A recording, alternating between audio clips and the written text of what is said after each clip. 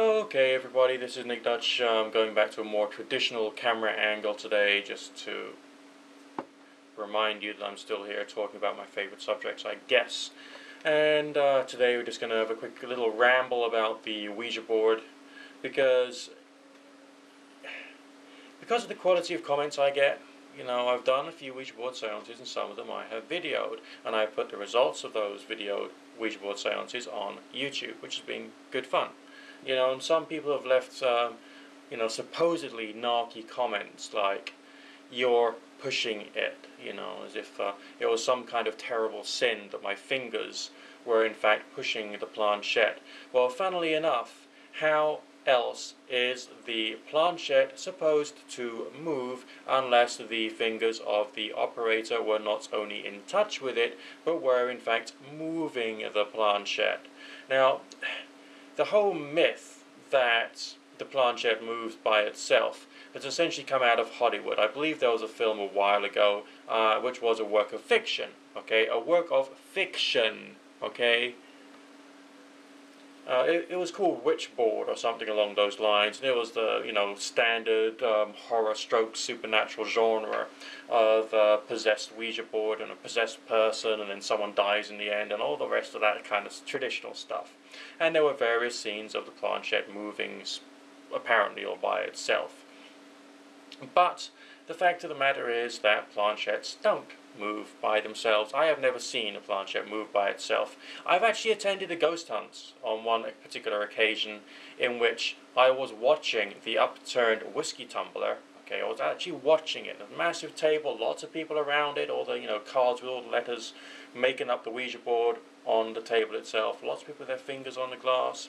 And I was watching the glass the whole time, and at no time during that seance did the glass move by itself. But there were some people who made claims afterwards, saying, "Oh, they saw it move by itself."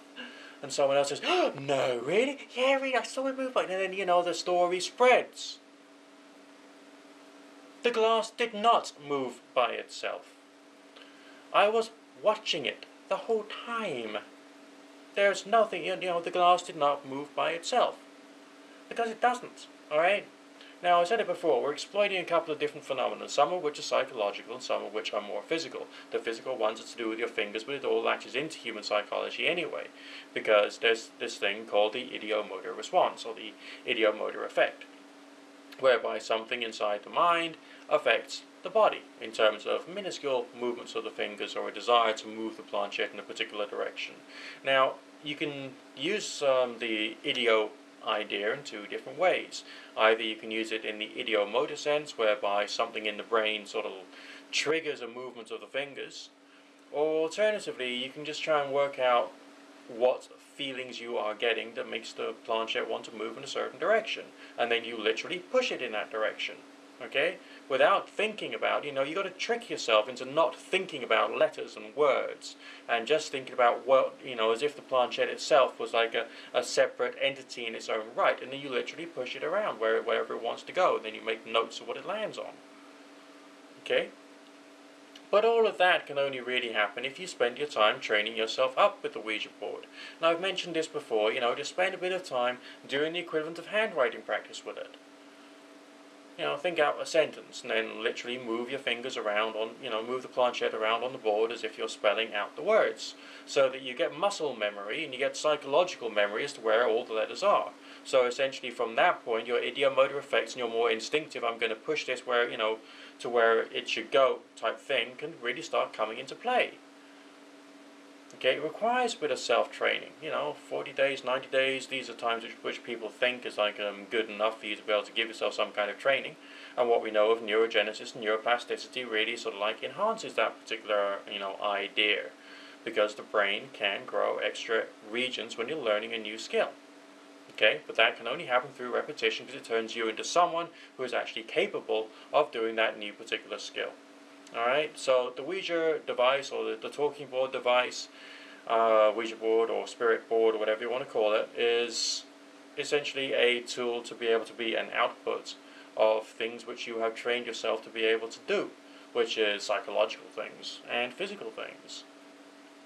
Alright, so There's nothing weird or odd or abnormal or paranormal about that, but there are always questions as to why things come out in certain ways, and then someone else will do a bit of historical research, and this, that, and the other will seem to be connected. But whether those things are, truly connected or not, that's another issue for another discussion on another day. But that's still an issue of things to be discussed, rather than necessarily an issue of this is hard and fast fact, you must be terrified. I mean, all the superstitions about the Ouija board are laughable. Just laughable. Okay? Play with it. Have fun with it. And see what you can do with it. Don't jump to too many conclusions. Take it nice and easy.